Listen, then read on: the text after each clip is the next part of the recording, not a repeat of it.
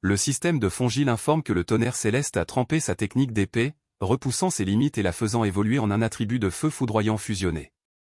Levant son arme, le système confirme que l'amélioration de la lame est enfin complète. La puissance brute de cette percée déclenche une éruption massive et spectaculaire de feu et d'éclairs au sommet de la montagne. Observant la scène au loin, Wonlan et Shenrua reconnaissent le spectacle ardent et se demandent ce que Feng Yi manigance dans la zone interdite des trônes du tonnerre. Non loin de là, Song Yiming, agité, soupçonne Feng Yi d'avoir renié sa promesse de s'emparer du trône. Cependant, son subordonné lui rappelle rapidement que Feng Yi le considère en réalité comme un ami. À l'association des esprits, Red Alert Blair.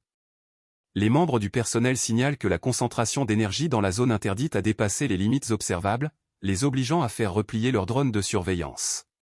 Le chef de branche observe la lueur lointaine avec une grande inquiétude, craignant que Feng Yi ne soit engagé dans une lutte acharnée pour le trône. De retour sur la montagne, Feng Yi serre fermement son épée nouvellement évoluée, d'une lueur intense. Les yeux rouges de satisfaction, il sourit. La lame semble avoir été magistralement reforgée par la puissance brute. L'énergie ambiante dense provoque également l'évolution de sa fleur spirituelle rouge, accroissant son intelligence et renforçant ses attributs uniques. Se délectant de cette vague d'énergie, l'immense fleur s'entrelace avec la structure lumineuse du trône au milieu des flammes. Elle communique sa joie à Feng Yi, qui décide qu'il est temps de se dépêcher de trouver le prochain trône. Soudain, la vigne gourde sensible plane au-dessus de lui, attirant son attention. La vigne s'adresse chaleureusement à Feng Yi, le félicitant pour cette avancée majeure.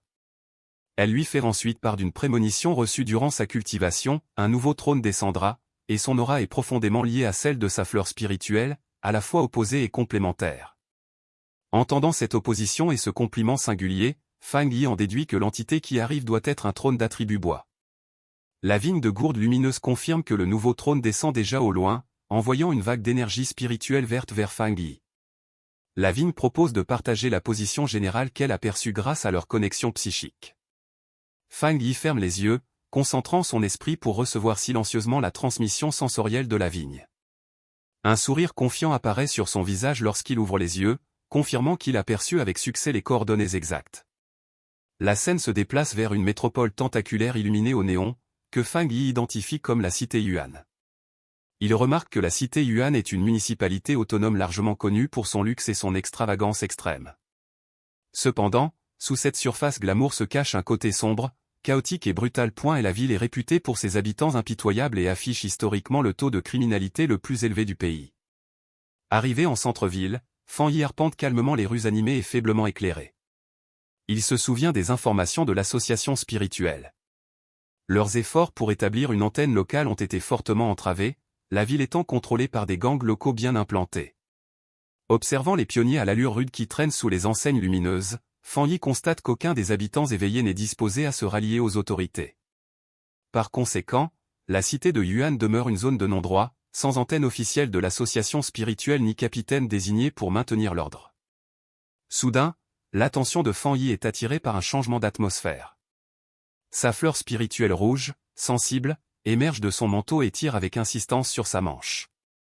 Feng Yi confirme sa réaction, remarquant qu'ils perçoivent tous deux la nouvelle énergie émanant de l'ouest.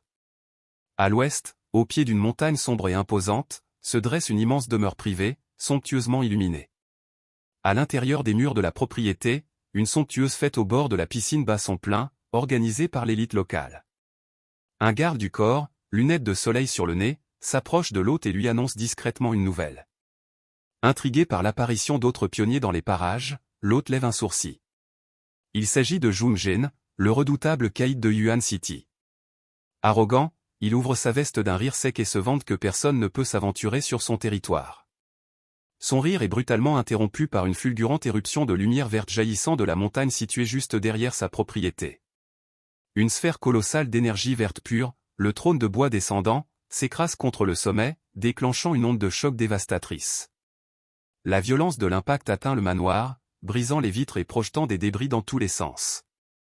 Zhang est visiblement sous le choc tandis que ses invités hurlent de terreur. Reprenant ses esprits, un Zhang Zhen furieux se dirige vers la montagne avec son garde du corps, jurant avec agressivité de montrer qui osera semer le chaos sur ces terres.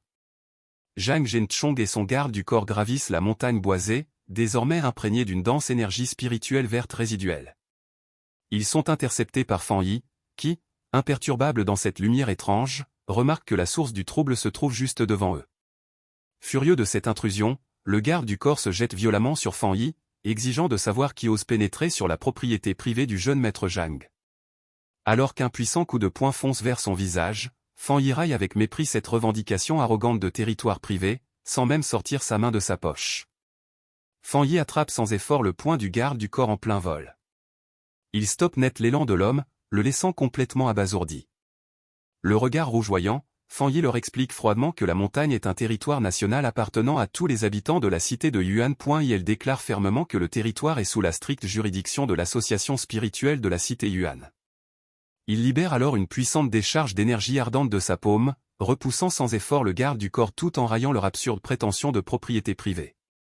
Pendant ce temps, plus profondément dans la forêt, Jinjiang Shang affronte avec agressivité le trône de bois nouvellement descendu, luttant violemment contre les lianes vert foncé que l'entité consciente utilise pour le repousser. Refusant d'accepter un non comme réponse, l'arrogant caïd hurle que le trône doit se soumettre à lui simplement parce qu'il a atterri sur son territoire. Se frayant un chemin à travers les épaisses lianes grâce à son aura, Zhang Zhen insiste obstinément sur le fait que le siège du pouvoir lui appartient, menaçant de détruire complètement la relique antique si elle continue de le renier. Observant ce spectacle pathétique en marge, Fan Yi laisse échapper un ricanement amusé. Surpris par le bruit soudain, un Zhang furieux se retourne brusquement, exigeant de savoir qui se cache dans l'ombre. Fan Yi passe nonchalamment devant le chef local, expliquant calmement que les trésors de haut rang possèdent une conscience et choisissent leur propre maître. Il informe sans détour Zhang qu'il est totalement inapte à maîtriser l'attribut du bois. Profondément insulté, Zhang Zhenchong bouillonne de rage, incrédule, tandis que Fan Yi s'approche tranquillement de l'énergie verte tourbillonnante et chaotique du trône. Incapable de contenir son orgueil blessé, Zhang Zhen se jette violemment sur le dos exposé de Fan Yi, hurlant une menace de mort. Soudain, le caïd s'arrête net, les yeux écarquillés d'une terreur absolue. Sans même se retourner, Fan Yi invoque son immense fleur spirituelle rouge consciente pour bloquer silencieusement l'attaquant. Tremblant devant la plante spirituelle géante et imposante, Zhang est complètement paralysé par la peur. Fan Yi remarque nonchalamment que le chef de gang est même plus faible que son propre garde du corps. Avec un sourire condescendant, Fan Yi rejette le célèbre caïd de la cité de Yuan comme une déception totale. Fan Yi s'avance et se tient seul devant la colossale structure verte et crépitante du trône de bois, prêt à initier le rituel.